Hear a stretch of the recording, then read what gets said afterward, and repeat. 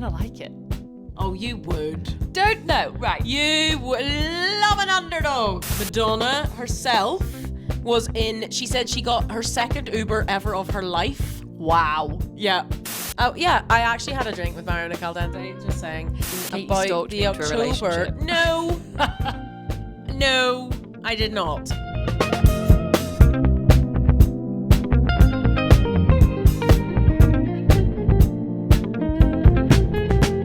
Bad Bunny. Devi tere ma photo.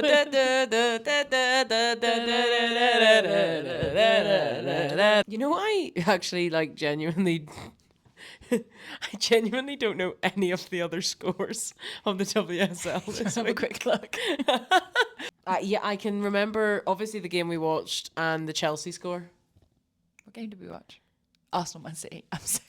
Wow, clearly this ain't the week and we aren't the ones. Welcome to All the Queer Some Idea.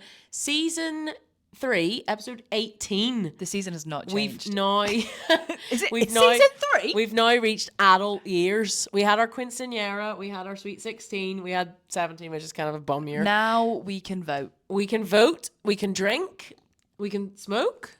You can smoke. You can do most things. Yeah, very true. You can do all those things. But you shouldn't. In smoke. this country.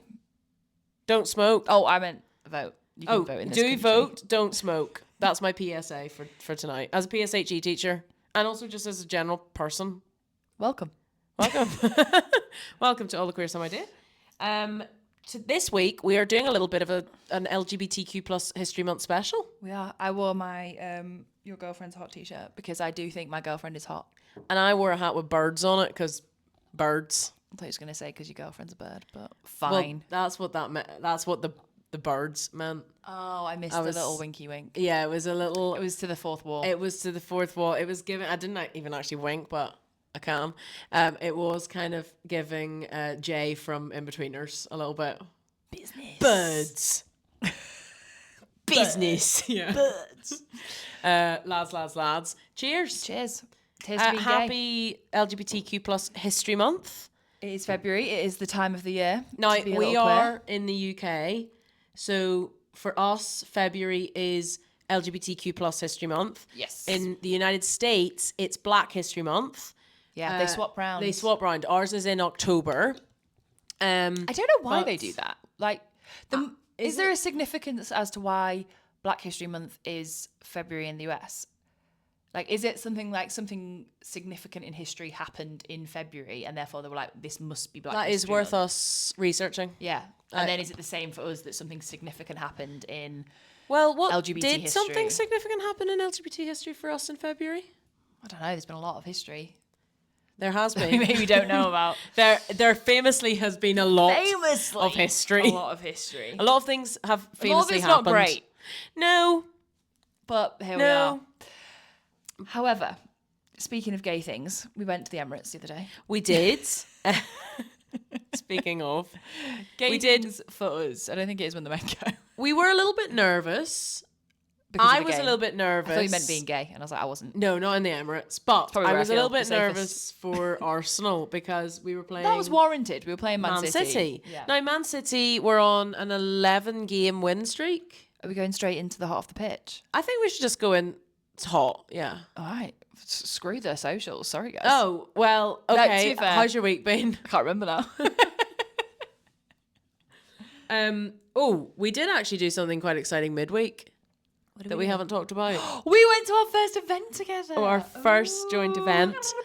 And it was an event celebrating women in sport, nonetheless. We were in the same vicinity as Michelle Adjumang. We were. She won. An award. Touchable distance, but that sounds a bit weird, doesn't it? She won an award, didn't she? She won an award. She won Young Sportsperson of the Year.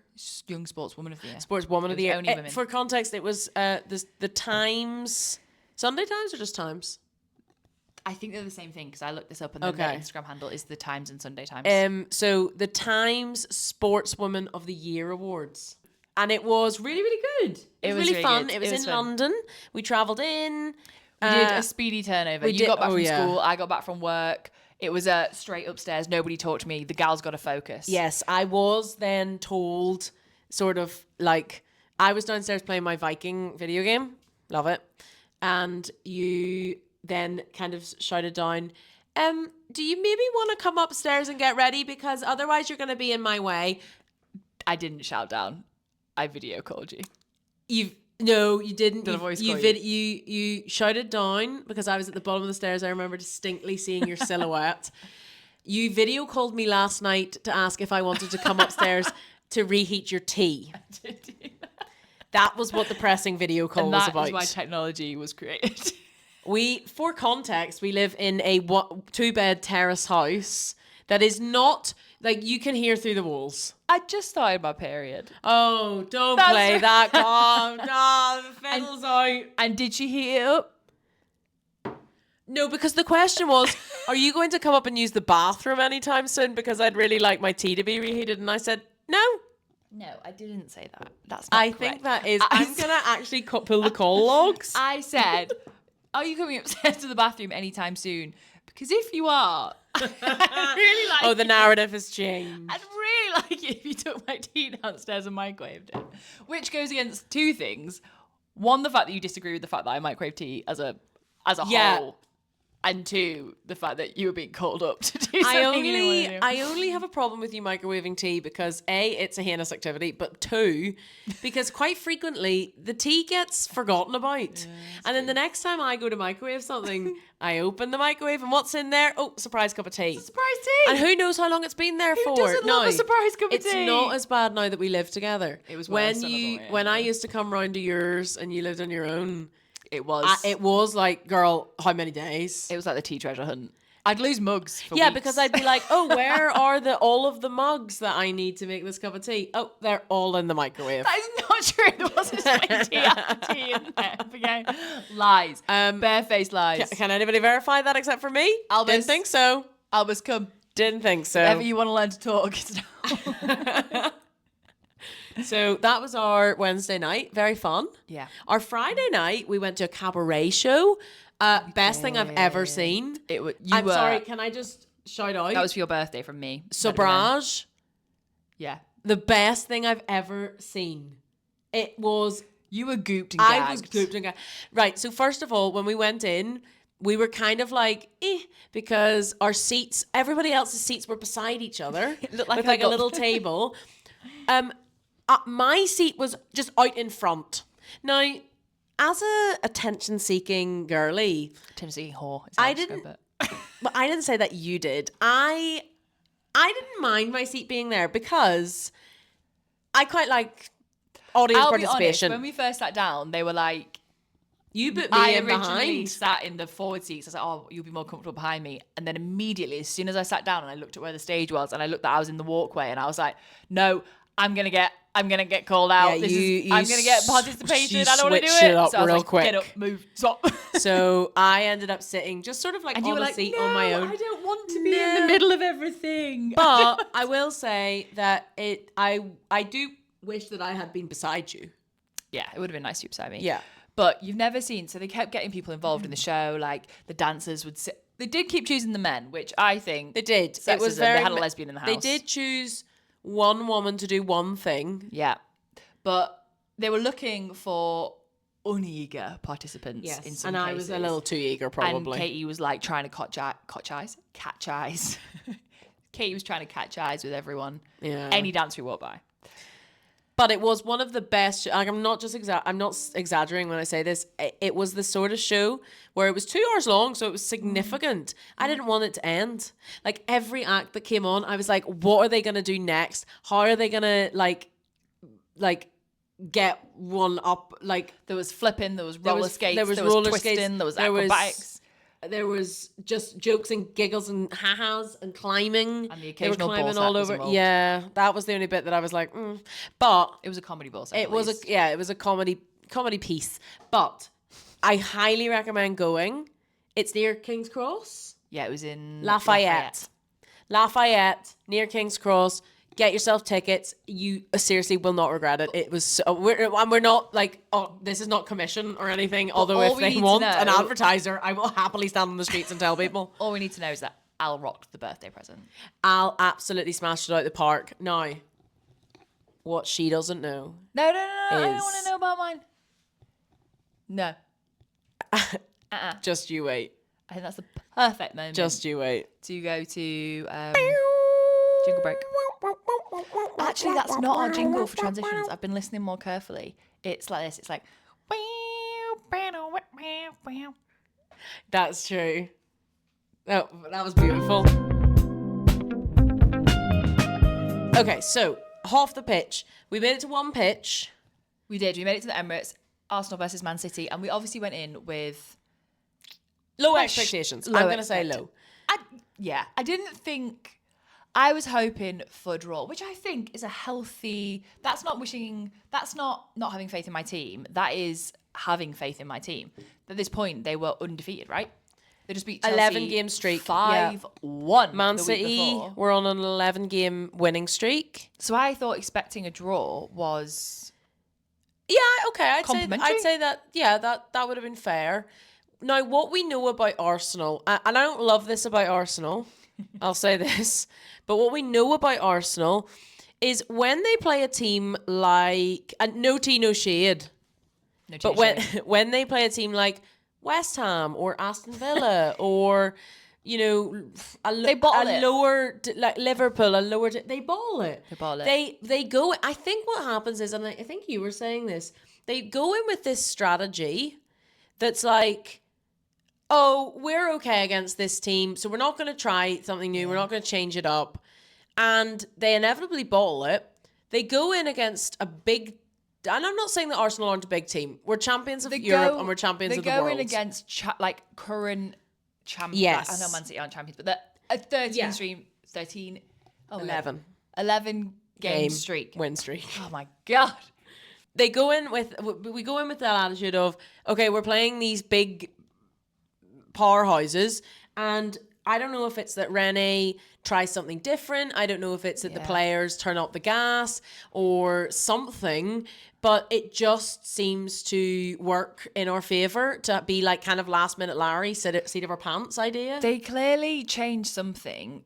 Whatever happens in that room before, when it's like, this is a big game, this is one that we're going to struggle to win, but if we change this, it will work. And they clearly do it. They did it for Leon, they did it for Real Madrid when they had to come back from that. They did it for Barcelona in the Champions League final. They did it for Man City, but then why did they like draw? They've Everton? done it for Chelsea. Yeah, did it for Chelsea last week. Yeah, Everton they draw. Yeah, it makes no sense. But it also makes Arsenal inconsistent in a way that makes it kind of hard to not hard to support them. I'll support them either way, but it makes it hard to be like. To see that consistency and be like, I have confidence in things like the Champions League, or I have confidence that we're going to finish in the top 3, or I have confidence. Like, I don't feel that about Arsenal. Yeah, but I kind of like it. Oh, you would. Don't know, right. You would love an underdog. They're not Arsenal aren't an underdog, but they are inconsistency. No, but you love inconsistency FC. And I kind of like that, because then the wins feel so much sweeter. Okay, fair, yeah. It was very satisfying to win against Man City. Yeah. I mean, we were also sat in the Man City. Well, we weren't. No, let me rephrase that. No, let me rephrase that before we get heat. We were not sat in the Man City section, but the away section and the end of the home section. Were we on the border? We were on the border. Right, I was confused. But there were Man City's. So you know, like they have a block. Yeah. There was then some Man City supporters in our block. Right. We were right on the corner block. So there were some Man City supporters in our block. And, like, you know, as normal, like, that's completely normal in the women's game. I know that some people have issues with the mixing of home and away fans. And to a degree... What's your opinion? Well, to a degree, I get it, right? Because you've gone I get it, but what's your opinion? Well, that's what I'm going on to say, girl. Now. You gotta let me get my sentence out. Fine. Get to it. I personally have no problem with you sitting where you like. What I have a problem with is when people. I'm gonna be one of those people. I don't like it if you've gone to, like, say we went to Chelsea. I wouldn't wear my Arsenal stuff if I wasn't in the Arsenal end. First of all, they can be strict about it. Like, sometimes We people are don't rule get followers, to be fair. in. I am very much a rule follower, as you know. Also, I just think that it's kind of like, it's a little cheeky. Yeah, I It's agree. a little cheeky. I wouldn't like it if I was in the Arsenal end and like a Spurs fan sat right beside me. I'd be like, ooh, I wouldn't be rude to them and I wouldn't like fight them, but I would be like, do you know where you are? Okay, but right, here's my question. I actually think that you would love it, because whenever we are in any section and you spot that there is, like, we're close to the border, like we're next to the Chelsea fans or we're next to the Man City fans, and then you hear a little bit of opposition support, it fires you right up to get chanting. I think if it was all mixed, say Champions League final when there was Barcelona and Arsenal, we weren't in the Arsenal section, we were in the mixed everybody section. Whenever anyone started chanting Barcelona, you were right back with it. Yeah, no. Hang on, don't get me wrong. I'm okay with people subtly being in the home section when they're an away fan, if I don't know about it. No, but I think you like it. You I think think I you like when away fans are in the home section giving it all up? Because they're not like coming at you, but I think like if we were A bit of banter. Yeah, if they were like Chelsea, then you would immediately be like, oh, it's not like it. Yeah. I think it makes it does you, fire up. and then you look at me like, ooh.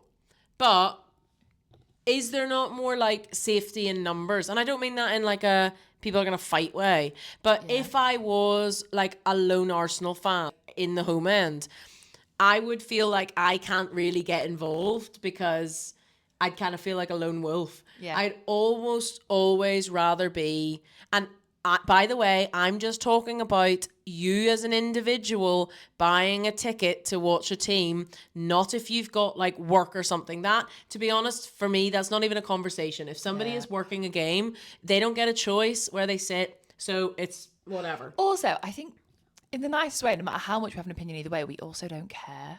Yeah. I actually don't care. Yeah. I forced you to give an opinion, but Yeah, I actually know. don't think you care. No, I don't. I enjoy the banter. I enjoy the rivalry, heated rivalry.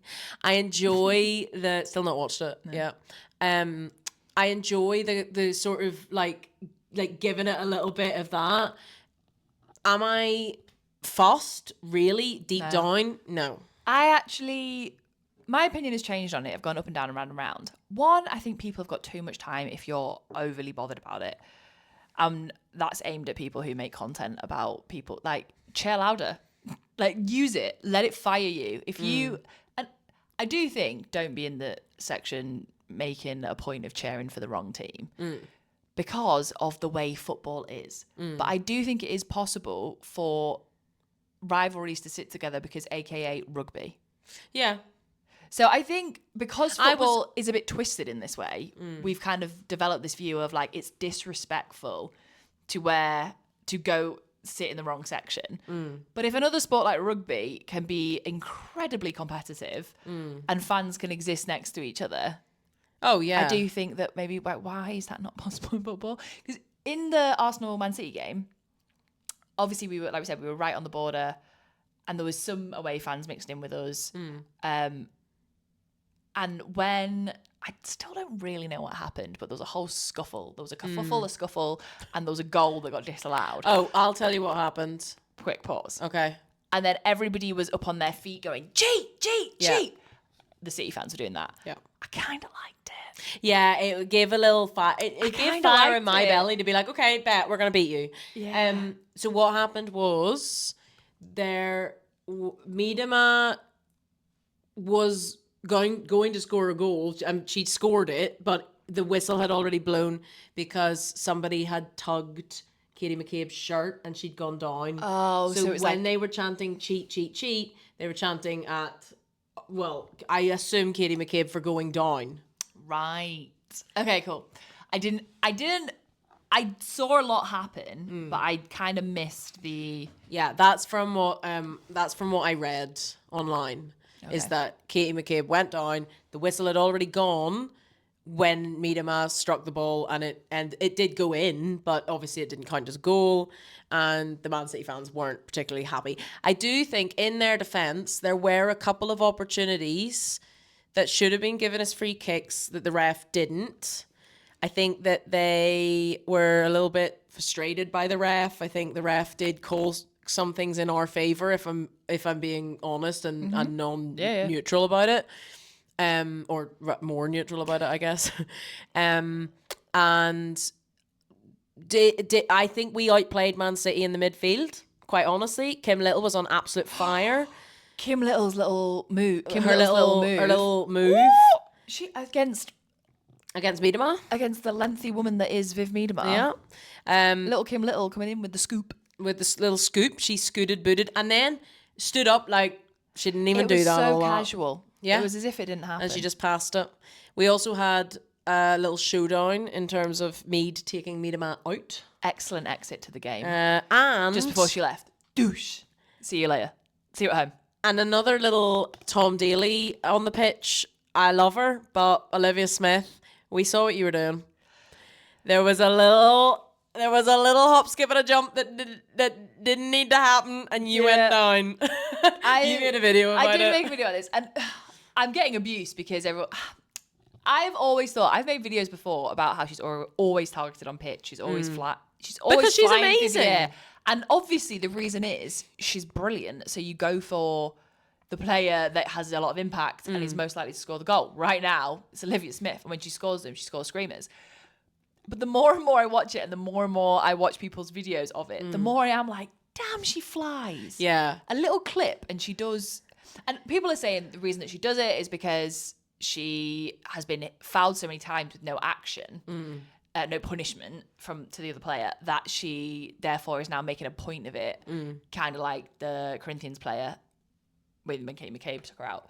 And I do get that, but also I do think she is just light or not got a good center of gravity. I don't know, because she's so rapid.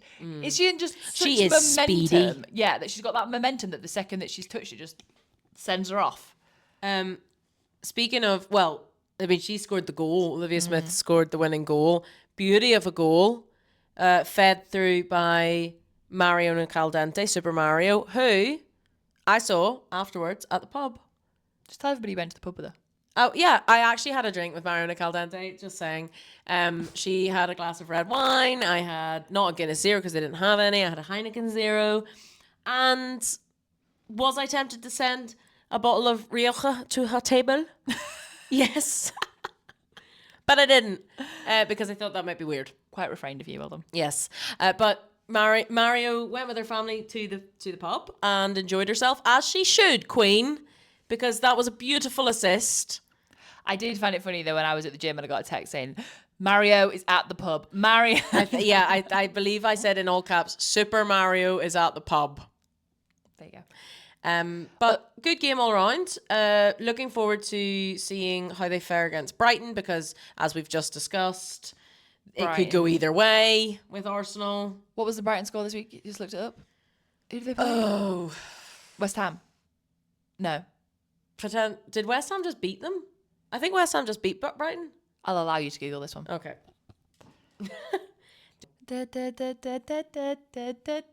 It's Super Bowl again. It's the halftime show. It's the halftime show. Yeah, 3-2. West Ham beat them 3-2. There you go. Also of interest, which bodes well for us since we're playing them at the weekend, us being Arsenal, not the fact that we are playing them. Not us. We were considering going down to the Crossbar Bar. Yes, new bar. If we have the energy to get ourselves on the road. Yeah. Which could be a nice little It could be. I'll be on half term, so. I'm so jealous. Well, you should have become a teacher. But then also, game of significance, Aston Villa lost. What's the score? Who did they lose against? It was quite significant. Damn, what's wrong with my memory today? Was it potentially to Liverpool? Did they just lose 4-1 to Liverpool? Can I? Yeah, you can Google. Yeah,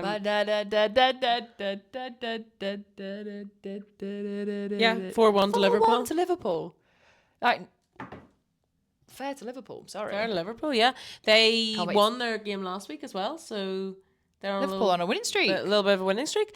I also, and I'll hold my hands up and say this, Spurs Chelsea, I was kind of low-key supporting Spurs because I just want to see Chelsea upset. Like, come on, like, you can't help it. That's just a natural reaction. It's just a natural feeling You and always reaction. want the champions to fail. Similar to how, at the moment, whenever an Arsenal fan writes world champions, I'm sure that every other WSL fan is like, do one. Yeah. It's just a bit... Also, who was at the Spurs game? Life is a mystery. Everyone must stand alone. It's not the best Madonna song. I hear you call my name, and it feels like home. Feels like Spurs. Madonna was in attendance. I think it's in Christina Aguilera. Just in case you didn't get that. Madonna herself was in, she said she got her second Uber ever of her life. Wow. Yeah. Talk about a person of the people. Tag her. She'll see She's this. one of us povs, really, isn't she? She got her second Uber ever to the Spurs Chelsea game. The first Uber, I think, was maybe to the training ground the day before to watch because her daughters play for the development team, Spurs development team. So there you go. There you have it. I guess their dad is English. Is it Guy Ritchie? I think so. I don't know anything about other than the fact that she was once married to him, so I presume that he's the dad. But Yeah, I think her son's called Rocco. Can't remember what her daughter's names are. either way, might look out for their names. Yeah, you might see. What's her second name? I know she's just Madonna. She but doesn't have one. What? Madonna. She must have a second name. What's her No. second name? What's Madonna's second name? What's her real Why am name? I asking? Is she actually called Madonna? Yeah, I don't know. I don't know. But anyway, she was there. Because like Alessia Russo is now Alessia on Instagram. Yeah, the Was one Madonna name. It's like actually called Neymar Madonna? Jr. Imagine naming your kid Madonna. I don't think she's 'Cause called doesn't Madonna. that actually mean like mother of God? Yeah. So if you name your child Madonna, they don't end up being a pop sensation or like a superstar of some sort. I'm It's a bit of a risk. gonna put it out there. I don't Thank God think she foretold the story. I don't think her name's Madonna. I think bet it's it's something, something like else. Mary. It could be like Maria or like She probably was like Mary and she was like, this is boring. I'm going to spice it up. Mary, Madonna. The Madonna. Fine. We will never know. So we made it to the Arsenal game. Didn't make it to any other games. Well, they were all being played on the same day, so we wouldn't All have. being played at the same day, at the exact same time. Except for the Man United game. They won against Leicester on Saturday. I think it was being played in Leicester. Why Irish do they Gem do this? will One know. game and then the rest of I don't know. Oh, and also Arsenal have a game in hand because of the Club Champions Cup. But currently, City are still flying ahead. We're meant to play Leicester at some point because that was the game that was meant to be on the 30th. Okay. So we've got a game in hand, so we could gain more points. Like we're going to be behind on. So we're doing pretty well for being where we are with the games that we've played. Speaking of Madonna, I'm hung up on you, waiting for your call every night and day. I'm fed up. what's the one that she sang with Britney and Christina Aguilera? Speaking of LGBTQ History Month. Well, the moment, was it the VMAs? the VMAs, but she sang Me Against the Music. She what? She sang Me Against the Music with Britney. I'm almost there, baby. That's my Britney. And then she turned and smooched Britney and smooched. No, I think she smooched Aguilera first. She, and then, but everybody then- only remembers the Britney bit because it was better. Christina didn't really give. yeah, and also Justin And then Timberlake Justin Timberlake- was in the audience like, But he was like this. was he? I can't remember. I thought he was For the listeners, I'm doing the Justin Timberlake like nodding in his chair face. nice. But But also, speaking of Madonna, yes, LGBT History Month, yes, Madonna is famed in the gay boy world because Yes. one of her videos had a lot of semi-naked men oiled up I think the song was Express Yourself, maybe. Who knows? And apparently that's a lot of middle-aged gay men's gay awakening. Yeah. Or at least they were already awake, but it continued to awaken continued to them. keep them awake. There wasn't a lot available, I don't think, in the 80s if you were a young teenage boy. Well, LGBTQ plus History Month, as we mentioned earlier, I think we've like done a full circle segue back to this. Excellent. Is in February for us, so happy February. We are nearly midway through the month.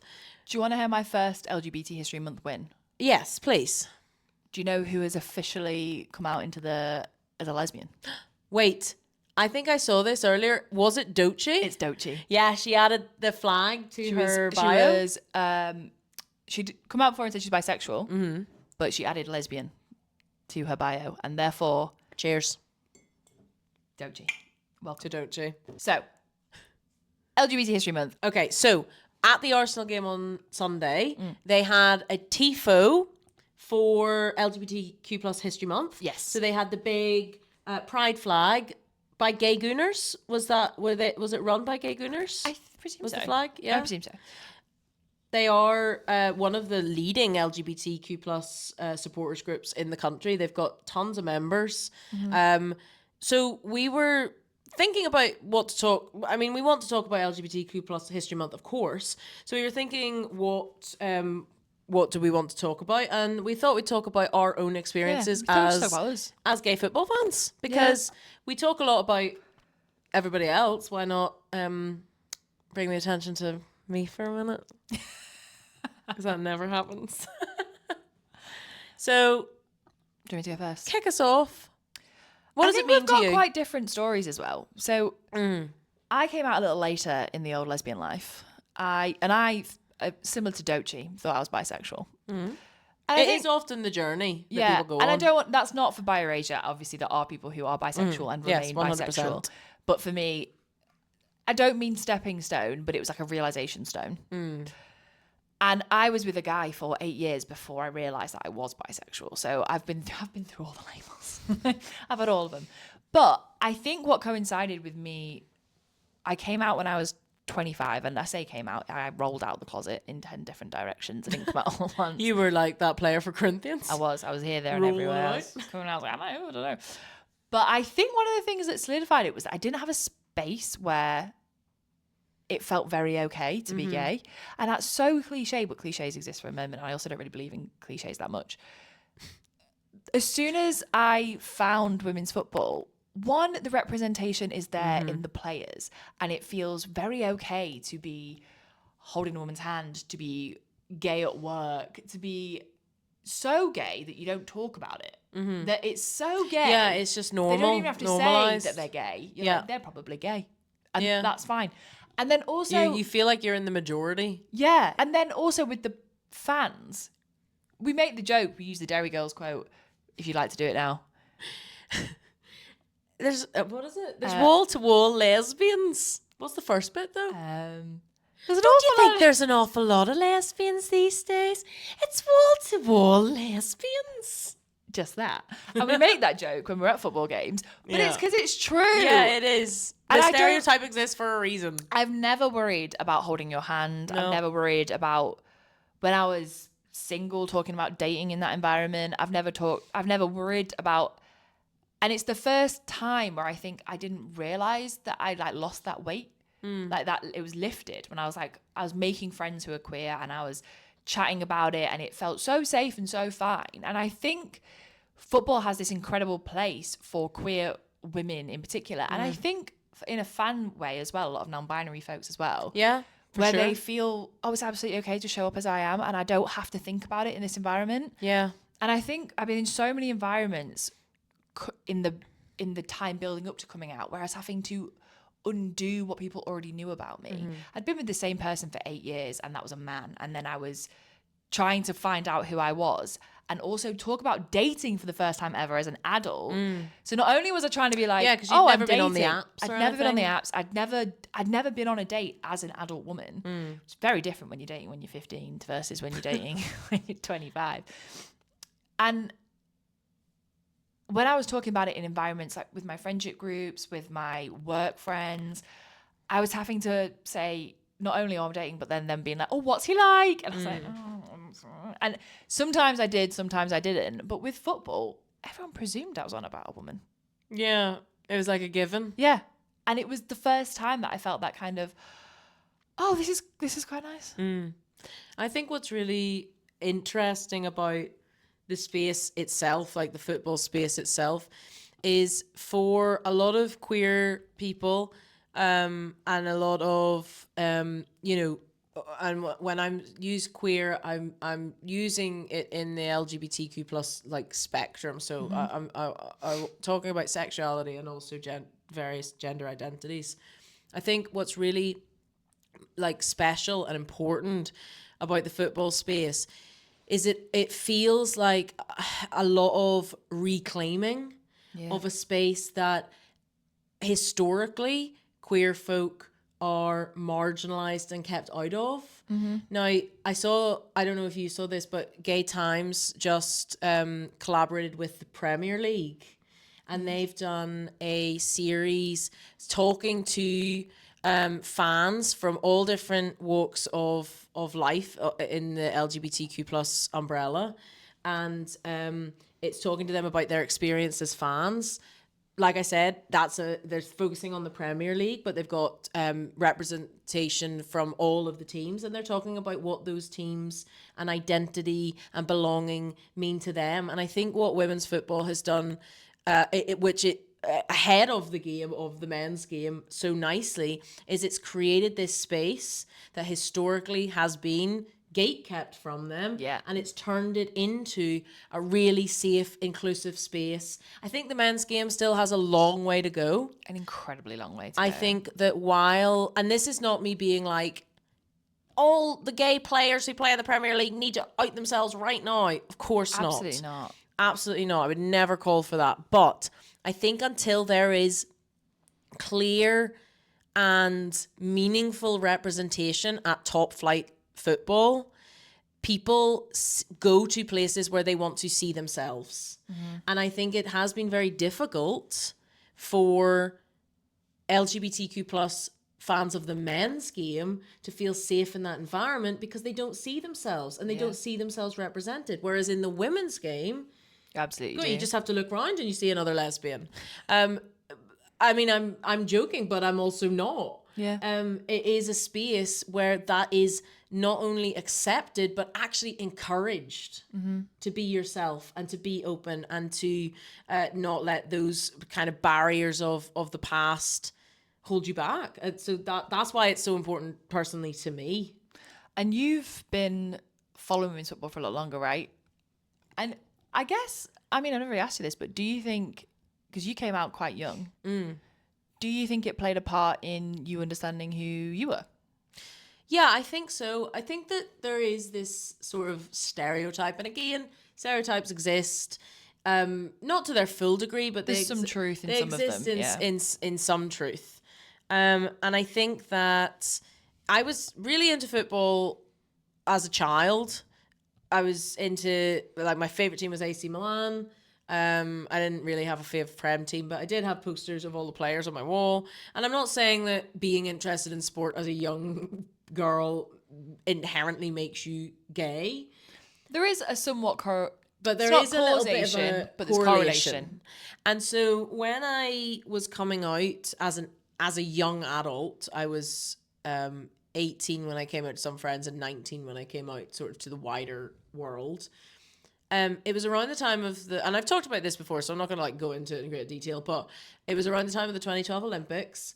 And it was also Tumblr era. Again, I've talked about this before, but a big part of me finding out about myself and learning about queer culture was through websites like Tumblr. It was through blogs. It was through, it was kind of really the vlogging era on YouTube. So watching queer YouTubers like Hannah Hart and people like that. Were you in the original Fletcher, Carrie and Shannon era? I was in the trenches. Oh my God! Wow. Yeah, even before Fletcher and Shannon, like I was like in the OG. Wow. Anyway, the people know, But it was that was my experience of finding a queer community. And football was a big part of that, because I started watching the 2012 Olympics and I saw the US women's national team and I was like, wow, this sport that I loved when I was younger fell out of, as lots of people do when they become teenagers and other things become more interesting, whatever. Saw these women, saw a lot of them, you know, on people's Tumblrs. This was the era, and I'm not saying it's right or wrong. It's probably more wrong, but this was the era of like shipping teammates, and they're sort of being like not like by no means like trying to force them themselves to come out, but there was definitely a little bit of like Tumblr detective work happening, and being like, well, she posted a picture and her nails were painted black, and then the next day they were at training and her nails were painted black. Like there was all this like amateur sleuth. But also, it's a gateway. There was no representation of lesbian women. So it was that kind of sleuth and investigation. It's a craving to see it.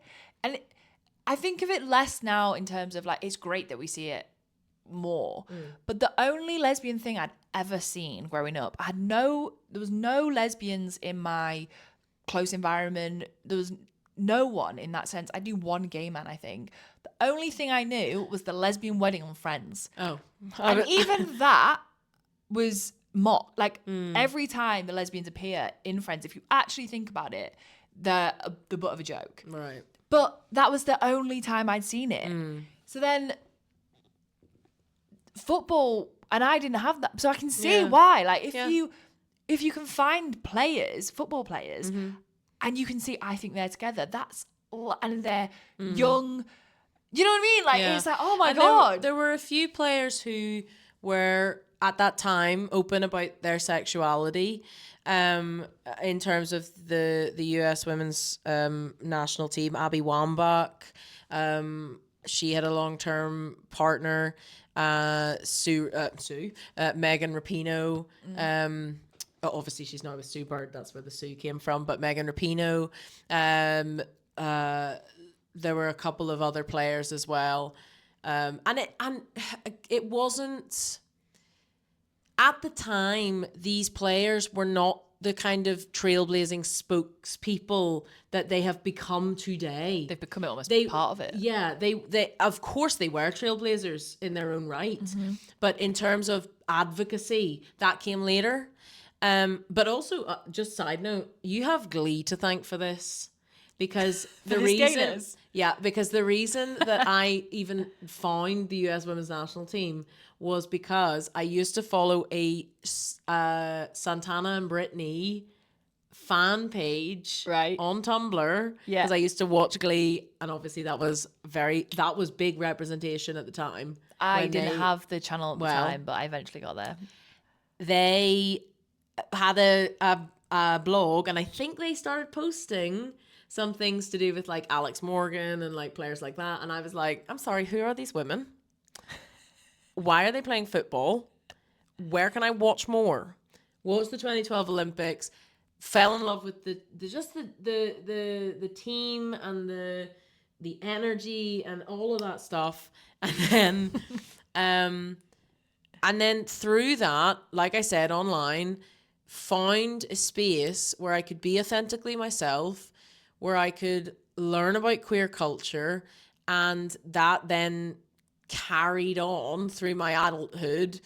Yes, I sat down and picked up football at various points, but it was maybe around the time I was maybe in my later 20s, like 25, 26, 27, where Tobin Heath, whatever year it was that she came over to the WSL, then I was like, because Tobin Heath's always been my favorite player, came to the WSL, and I think that's when it sort of like piqued my interest in the WSL. That's why I chose Arsenal. I've always been very transparent about that. The reason I chose to support Arsenal was because my favorite player moved there. She also went to Man United. She also went to PSG. So like, you know, so you stayed committed once you'd Once you'd selected. But I stayed committed, and then from there, that's sort of how that's how my journey went in football. Tobin and Heath. You can thank Santana and Brittany from Glee. I can say thank you, Glee. Thank you, Glee. Ugh. As if. What's that from? Clueless. Ugh. As if. I don't know. When they like, oh my God, what? How am I having like a culturally significant moment and you're not? When she's walking into the school and the boys are like coming over and she's like, ugh, as if. Come on. I think I do that. She doesn't, and that's a problem. Anyway, football. So, the final bit of LGBT History Month. Mm-hmm. We've done me. We've done you. Yeah. Do you want to do us? Yeah. Because our football plays a pretty significant role in our relationship. If ever there was a couple, I mean, there's many couples who will probably celebrate football as a thing that brought them together. But we found each other via women's football. We did. Now, I'll admit, I followed Ali in Katie about stalked the me into a October. relationship. No, I did not. I followed Ali around maybe October Can you tell me? time. Yeah, I'm telling you. Around maybe October, November time of 2023. And I will admit, I saw her and I thought, she supports Arsenal, she's lesbian, and she's fit. I'm just a girl, okay? And I watched your content. But if I was a Chelsea fan, she wouldn't have even come close. Well, that's ironic given that we met at Stamford Bridge. True. You were giving away 2 tickets. I mean, the people know the lore. She was giving it away. You were giving away 2 tickets because your friends couldn't make it to the Chelsea Man United game. I posted it about at 10 Stamford a.m. Bridge. I happened to see it at 10:01, and and I messaged. I slid into the DMs and the comments. Actually, I was a little bit desperate. Yeah. And I said, I can get to Stamford Bridge pretty quickly if the ticket's still available. You replied saying that yes, they are, and the rest is kind of history. Yeah. We met at Stamford Bridge. We chatted. We hit it off. We went and got food afterwards. Not a date, but food. I didn't think you were gay. You, I did not think you were gay. I just wasn't sure. I was still at that point where I wasn't really. I don't know why. I didn't think. yeah, I know. I'm taking her to get her eyes tested again. But we hit it off, and then I'm not. Football is not the entirety of our relationship. Oh, absolutely not. We talk about it a lot online, but I promise there is way more going on in this house. Yeah, just obviously it is something that we share and that we bond over, and we spend time going and enjoying and doing. And we share a lot of friends through it too. We share a lot of friends through it, and we met through it. But so it is. We owe a lot to football. We owe a lot to women's football. We owe a lot to the space. Yeah.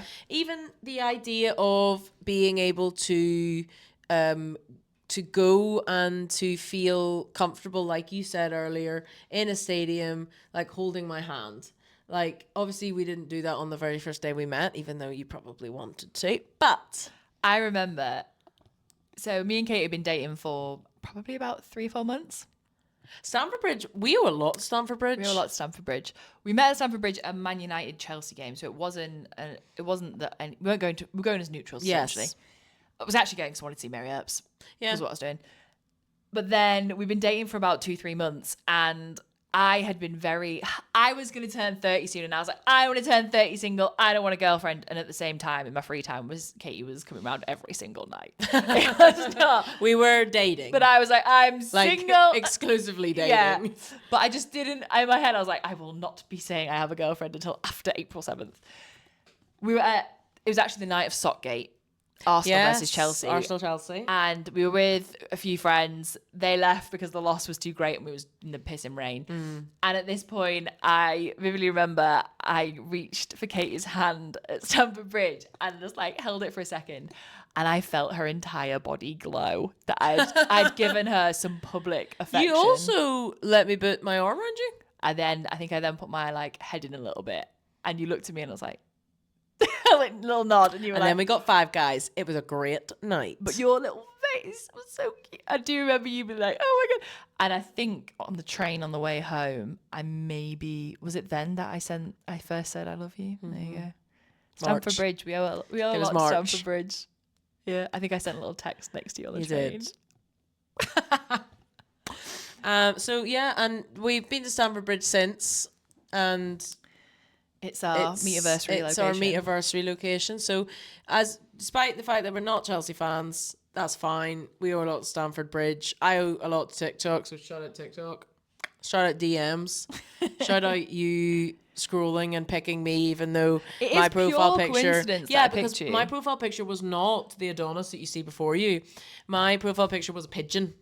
Not even a picture of a pigeon, a picture of a drawing of a pigeon. And my name wasn't my name. So I could have literally been anybody, girl. You're not safe on the internet. But now you know me. That makes complete sense. Yeah, I didn't even think. I just clicked one. I was like, she'll do. And the rest, as they say, is history. So if you've enjoyed this, then I would welcome you to share your own story. Yeah, comment on the YouTube. Give us, or Spotify. Tell us. Yeah, tell us how you found your community in football. And that does not just extend, that extends we beyond know we have LGBTQ+. a lot of allies in the podcast. I know, like, for example, Kerry comments a lot. Kerry talks about how, and this is exceptionally important, and it's important to me because I always feel like I don't always feel like I have this, but like talks about if any of her children were to come out, like that she has this unwavering support for them. And I think it's important that parents see these environments too, where they see their kids playing football or going to football and knowing that it's absolutely, I think there's this belief from a lot of parents that when their child comes out, if their child comes out, it's a tough life. Yeah, and they're going to be alone and they're not going to meet people. But we got stadiums full of queer people. We got this family. A good community. Yeah.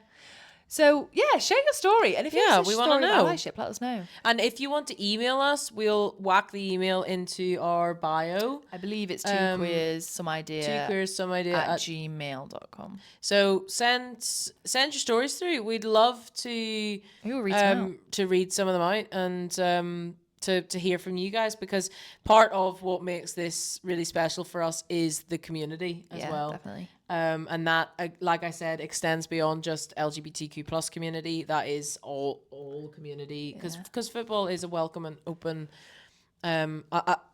place, or at least we're trying our best to get it there. So, quick one before we go. If you had to choose a LGBT couple within women's football, who'd you choose? Who's your fave? Kristen Press and Tobin Heath. Oh, okay. Because we played the long game with them. We had to wait. You were part of the original. We had to wait. What was it? 8 years for some confirmation. Was it the wedding that was the confirmation? Years. No, they're not married yet, I don't think. Oh. I thought they were. No, that was... God, was that Crashland? That was Crashland. Sorry. Cut that, Al. Editor Al. Don't actually. That was Crashland. Got it. We don't talk about Crashland. We talk about Jen Beattie and Ali Krieger. We don't talk about Crashland. Got it. Noted. My fave LGBT football couple in celebration of LGBT History Month is Kirsten Kasperai and Ruth Brown. Ruth Brown, yeah. Just because they both are so normal, and so celebrity at the same time. Yeah, I love because I can relate very much to Ruth's everyday kind of vibe, but then also side quest, her girlfriend's a footballer. Yeah, and also she told her was a gardener. Yeah, I saw that. They met on Tinder, didn't they? Mm-hmm. Not that I've spoken to them about it. I've just followed them on Instagram. But also, I love the rawness of how much they clearly love each other, how much they really fancy each other. Their cats. And also, when it comes to LGBTQ advocacy, no one is an advocate. No footballer is more of an advocate for the trans community than Kirsten Kasper. Absolutely. And I wore my little trans jumper for Trans History Month, LGBT History Month. We've got the trans flag going on. Yeah, because there is, and I will say this unequivocally, there is no LGB without the T. Whoa. Period. It can't be. There isn't. We wouldn't have any of the rights that we have without the trans brothers and sisters who have fought for us to have those. Absolutely. Fought and sadly lost their lives. Yeah. It is still a mountain to climb for trans rights in this country and around the world.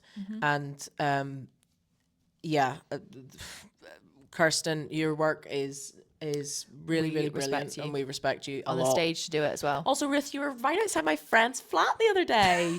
Sorry, I don't know why. She goes running I don't know why I have to tell Katie people goes that, running into the room and goes, "Oh my God, Ruth, Kirsten Kasper's girlfriend is right outside Jacob's flat." I was like, that's his door. I was like, you've basically been on the same street as well. So, There shout you out go. Jacob's door. And on that note, is that us? That's us now. Life is a mystery.